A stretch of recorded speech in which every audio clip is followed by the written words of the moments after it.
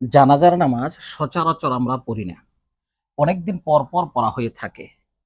তাই আমরা কনফিউজে পড়ে যাই যে কখন হাত উঠাবো, কখন হাত ছাড়বো, কোন তাকবীরের পর কোন দোয়া পড়বো। সম্মানিত সুধী, আজকে আমি জানাজার ব্যাপারে আলোচনা করব। একটা কথা ভালো করে মনে রাখবেন, জানাজার নামাজ হচ্ছে দোয়া। এই নামাজে কোনো রুকু নাই, সেজদাও নাই। জানাজার নামাজের জন্য প্রথমে আমরা যখন দাঁড়াবো নিয়ত করব। নিয়ত করার পর আল্লাহু আকবার তাকবীর বলে হাত বাঁধবো। এটা হচ্ছে প্রথম তাকবীর। তারপর সানা পড়ব। সানা সুবহানাকা আল্লাহুম্মা ওয়া বিহামদিকা ওয়া তাবারাকা ইসমুকা ওয়া তাআলা জাদ্দুকা ওয়া লা ইলাহা গায়রুক। এরপর দ্বিতীয় তাকবীর দিব। কোন তাকবীরেই হাত তুলব না। দ্বিতীয় তাকবীর দিব, দ্বিতীয় তাকবীর দিয়ে দরুদ শরীফ পড়ব। নামাজের মধ্যে যে দরুদ পড়ি সেই দরুদ পড়ব। এরপর তৃতীয় তাকবীর হবে। তৃতীয় তাকবীর দেওয়ার পর আল্লাহুম্মা গফিরলি হাইয়িনা, এই দোয়া পড়ব। যারা এই দোয়া পারি তারা পড়ব, আর যারা পারি না তারা চুপ করে থাকবো।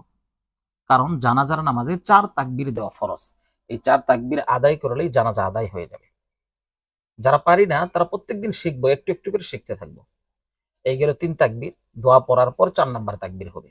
চতুর্থ তাকবীর দেওয়ার পর আমরা সালাম ফেরাবো। এখন জানার বিষয় হচ্ছে হাত আমরা কখন ছাড়বো।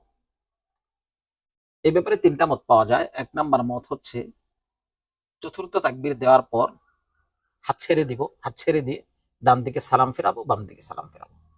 2 নাম্বার মত হচ্ছে যখন ডান দিকে সালাম ফেরাবো ডান দিকের হাত ছাড়বো, যখন বাম দিকে সালাম ফেরাবো বাম দিকের হাত ছাড়বো। সর্বশেষ মত হচ্ছে এবং উত্তম মত হচ্ছে যে চতুর্থ তাকবীর দেওয়ার পর হাত বেঁধেই রাখবো। প্রথমে ডান দিকে সালাম ফেরাবো, পরবর্তীতে বাম দিকে সালাম ফেরাবো, আর সালাম ফেরানোর পর হাতগুলো ছাড়বো। আমি আশা করি আজকের আমার এই আলোচনার মাধ্যমে আপনারা জানাজার বিষয়ে স্পষ্ট করে বুঝতে পেরেছেন। তাই আপনাদের থেকে আমার আশা থাকবে যে আমার ভিডিওটি বেশি বেশি শেয়ার করে দিবেন, যেন সকলের পর্যন্ত পৌঁছে দেয়। আল্লাহ পাক রব্বুল আলামিন আমাদেরকে সঠিকটা জানার এবং তার উপর আমল করার তৌফিক দান করুন। আমিন। আসসালামু আলাইকুম ওয়া রাহমাতুল্লাহি ওয়া বারাকাতুহু।